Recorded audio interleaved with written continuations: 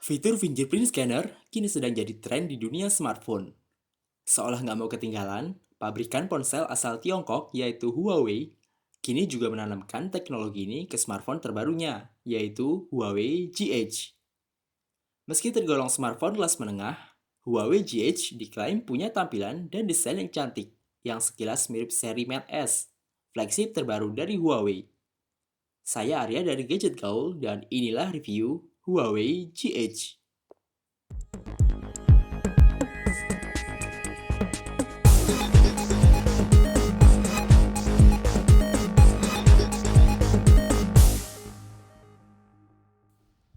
Premium, berkelas, dan kokoh. Itulah yang ada di pikiran saya sesaat setelah melihat dan memegang Huawei GH. Gimana enggak? 90% bodi Huawei GH dibalut oleh bahan metal aluminium alloy yang biasanya digunakan sebagai material pesawat terbang. Bahan metal ini juga beleberan sampai ke frame samping bodi yang dipermanis dengan aksen krom tipis di atasnya. Tombol power dan volume juga dibuat sangat presisi, dan penempatannya mudah dijangkau. Awalnya saya bingung, kenapa tiap ujung Huawei GH ini dibikin membulat kayak gini. Setelah saya menyadari, ternyata emang ada manfaatnya juga. Saya jadi lebih nyaman kalau masukin HP ini ke saku celana. Bodi Huawei GH termasuk tipis, yaitu hanya 7,5 mm. Tapi dengan bobot 167 gram, smartphone ini nggak bisa dibilang ringan.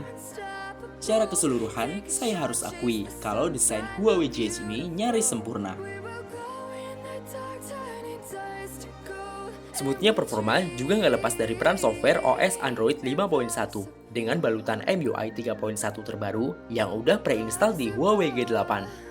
Selain tampilan menunya yang mudah dipahami, MIUI ini juga punya banyak fitur yang memudahkan penggunaan, mulai dari double tap to wake sampai beberapa gestur kontrol sebagai shortcut untuk membuka menu tertentu.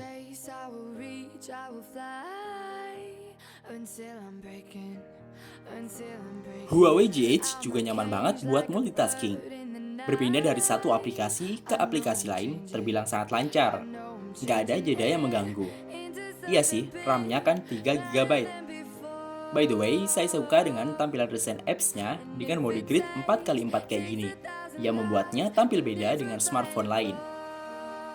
Di atas kertas, chipset Snapdragon 615 untuk HP 5 jutaan terkesan nanggung, dan nggak bisa dibilang super kencang sih.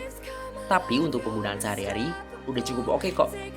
Bermain game, saya coba memainkan beberapa game bergrafis tinggi, kayak Godfire, Need for Speed No Limit, sampai Grand Theft Auto San Andreas yang grafisnya gila-gilaan. Ada sedikit frame drop dalam batas wajar, alias nggak parah-parah banget sih. Tapi nggak sampai ganggu jalannya permainan. Salah satu teknologi yang sedang jadi tren smartphone menengah ke atas, yang kini juga hadir di Huawei GH adalah fingerprint scanner. Letaknya cukup ergonomis, yaitu persis di bawah kamera belakang, dan mudah dijangkau oleh jari telunjuk kita. Respons membaca sidik jarinya pun terbilang cepat, nggak pakai lama-lama kalau buat buka lock screen. Pengaturannya juga cukup simpel. Gadgetirs hanya perlu ngetap jari di sensornya sebanyak 5 kali untuk membuat profil yang baru. By the way, Gadgetirs bisa gunakan 5 sidik jari yang berbeda dengan memanfaatkan 5 slot profil yang tersedia. Gak cuma buat buka lock screen aja, fingerprint scanner ini juga bisa dimanfaatkan untuk berbagai fungsi. Bisa jadi tombol buat jepret foto atau rekam video. Caranya, cukup tekan tahan sensornya saat kamera dinyalakan. Atau bisa buat narik panel notifikasi. Cukup usapkan lembut jari kamu dari atas ke bawah di sensornya. Seperti ini ya. Atau fungsi lain kayak terima panggilan telepon dan matiin alarm yang bisa Gadgetirs atur sendiri di pengaturan. Saya bukan penggemar berat fotografi di smartphone, tapi melihat fitur kamera Huawei GH ini bikin saya jatuh cinta. Sebenarnya secara spesifikasi, kamera yang dimiliki oleh Huawei GH nggak begitu istimewa, sebab para kompetitornya juga nerapin resolusi kamera yang serupa.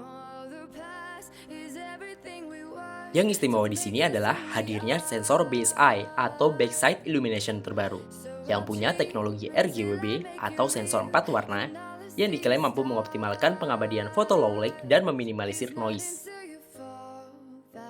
Nggak pakai embel-embel PDAF atau laser, autofokus kamera Huawei GH ini terasa cukup cepat. Ini dia. Selain itu, Huawei juga menyematkan teknologi OIS atau Optical Image Stabilization yang bikin hasil jepretan kamera GH tetap bagus meski gadgeteers mengambil gambar dalam keadaan sedang bergoyang atau bergetar. Yang nggak kalah menarik, kaca pelindung kamera belakang ini ternyata berbahan kristal safir, sehingga amanlah dari goresan. Gadgeteers suka foto-foto makanan? Aktifin aja mode Good Food di kamera Huawei GH yang bikin foto makanan kamu jadi kelihatan lebih sedap dan menggiurkan. Setelah dipakai buat ngambil banyak foto, saya cukup puas dengan gambar yang didapatkan lewat kamera smartphone ini. Fotonya cukup tajam, warnanya nggak bersaturasi tinggi, yang cocok buat mereka yang suka warna dengan kecenderungan natural dan detailnya ditangkap dengan baik.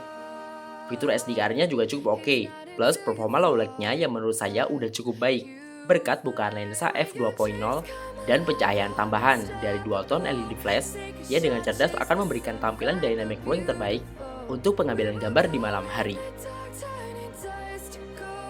Mode perekaman videonya juga dukung resolusi Full HD 1080p 30 frame per second dengan format MP4 yang menurut saya udah cukup tajam dan smooth. Inilah contoh hasil rekamannya.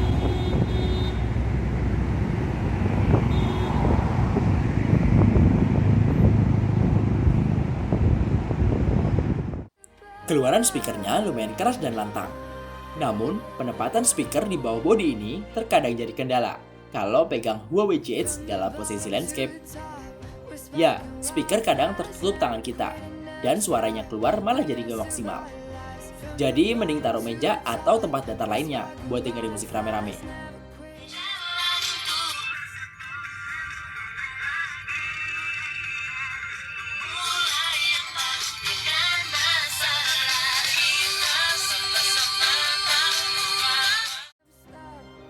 Yang cukup menarik perhatian, Huawei GH ini ternyata dilengkapi dengan dua antena. Ya, dengan menggabungkan antena di bagian atas dan bawah smartphone, sensitivitas Huawei GH dalam menangkap sinyal jauh lebih baik dibandingin dengan smartphone kebanyakan yang cuma pakai single antena, meskipun di tempat-tempat yang punya sinyal lemah. Disokong dari baterai berkapasitas 3000 mAh yang sayangnya nggak bisa dilepas, screen on time-nya bisa tembus hampir 8 jam dengan hanya nyalain wifi, atau 4,5 jam kalau ngaktifin paket data. Dan pemakaian yang relatif sedang, seperti main game, nonton streaming YouTube, sedikit foto-foto, browsing ringan, sampai buka media sosial kayak Facebook, Twitter, dan Instagram. Jadi, untuk siapakah Huawei GH ini? Yang pasti bukan untuk gadgeteers yang hobi main game dengan frekuensi tinggi setiap harinya. Smartphone ini lebih cocok buat gadgeteers yang mencari desain premium dengan fitur-fitur berkelas, plus keamanan yang lebih baik dengan fingerprint scanner. Berbekal teknologi kamera di atas rata-rata, smartphone ini juga siap memanjakan gadgeteers yang hobi foto-foto, mau foto pemandangan, foto selfie, atau foto makanan.